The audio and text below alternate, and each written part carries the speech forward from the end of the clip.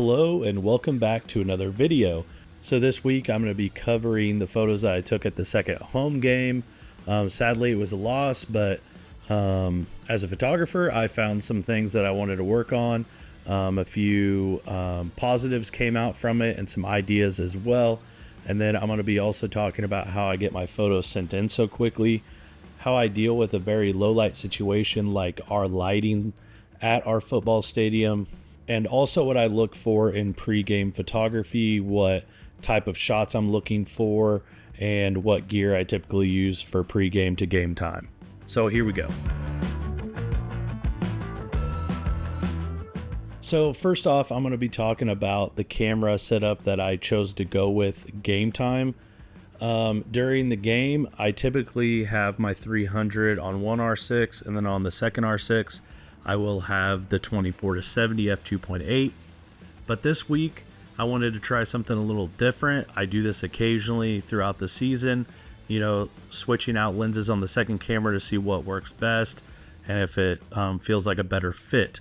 So I went with the 70-200 f2.8 RF lens on the second R6, and that's what I used during the game time after I did all of my pre-game stuff. And the reason behind that is I found the 24-70 was just not fulfilling my needs when I'm in the end zone during a touchdown drive or a drive into the red zone. And that is because the 300 is a little too tight once they get into the red zone. And typically when I say we're in the end zone, I'm typically in the back of the end zone. I don't typically shoot from the side because I want to be able to get the action as it's coming across. And if they run up the middle, I can have a better angle versus shooting from the sideline. And when it comes to the 24-70, I found like that 70 just wasn't enough reach a lot of times if they're going across the field. And then the only time it really worked out is if they came right at me and I was able to go to 24 millimeter. But I feel like the 70-200 would have been a better fit. So that's why I went with the 70-200, and it worked out very well in my favor because I was able to place myself where even if they came up the middle and I was at 70 millimeter, I was able to fit any dive or any run up the middle in. And then if they went to one of the corners, I was able to, zoom into 200 or zoom in a little bit to get that action tightly cropped without missing too much of the action.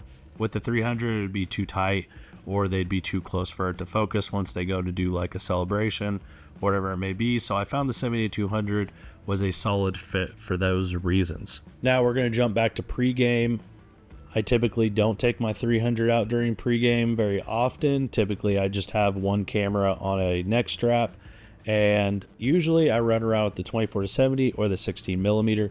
This last game I ran with the 16 millimeter and started it out outside of the stadium where we have our kind of like pregame tailgating, the gorilla walk where the football team walks down the sidewalk from the locker room building to the football stadium, which is about 200-300 yards away, and the fans kind of line the sidewalks. The band is playing, and they go up and they usually fist bump or tap the gorilla statue that's out front of the stadium in the Gorilla Village, which is just a tradition that's been going on forever at Pitt State.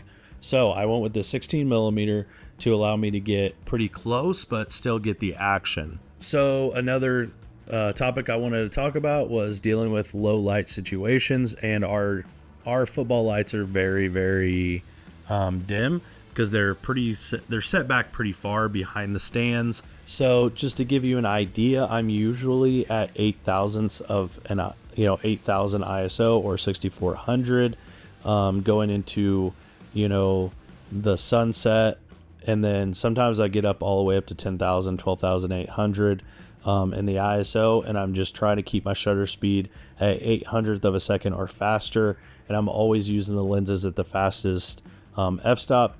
So typically f2.8 when it comes to the 300 and the 70-200 and the 16 millimeter. I do have a 50 millimeter, it's a 1.8, and I have an 85 millimeter that's an f2, but I'm typically not using those smaller lenses.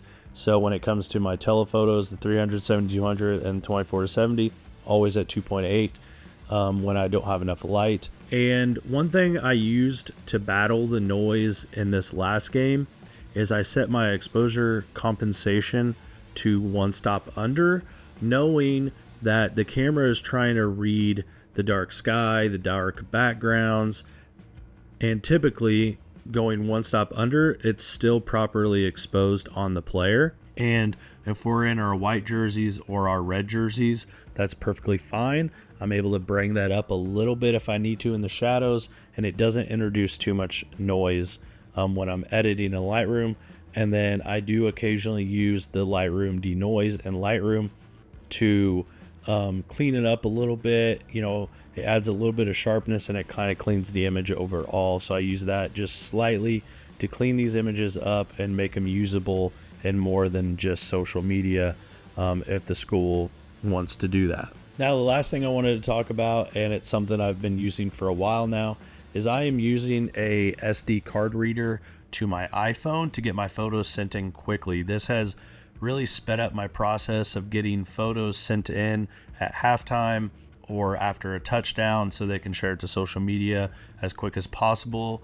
It also makes me feel better about being able to, like, if I get a touchdown, get the celebration, and then we have, you know, kickoff and stuff, I have enough time to take my card out of my camera, plug it into the reader, go on my phone, and find that photo, edit it real quick, and it's on my phone. So when I go in at halftime, I can send those images in. So throughout the game, I'm like pulling my SD card out and getting those photos. And I find it much quicker than using the Canon Wi-Fi app that they have in the Apple Store. So that's what I've been using for sports since last spring, I think it was. I got it during the end of track season because I used someone's iPhone SD card reader at the outdoor championships, and that was a game changer. So that is something I've been using to get my photos in very quickly, and it doesn't cost too much. I was able to get one on Amazon pretty quick, and it's been a game changer. So with that said, if you have any questions, put them down in the comments below. Some videos to keep an eye out for. I'm going to be busting out the face mask camera setup at the next home game. In the past, I've done video with it. I've done photo with it. I'll probably focus on photo since that is what I'm hired for. And I feel like I can get some really good images with the new coaching staff and some pregame stuff and maybe some game time stuff. With that said, appreciate if you like, subscribe, and I will see you all in the next one.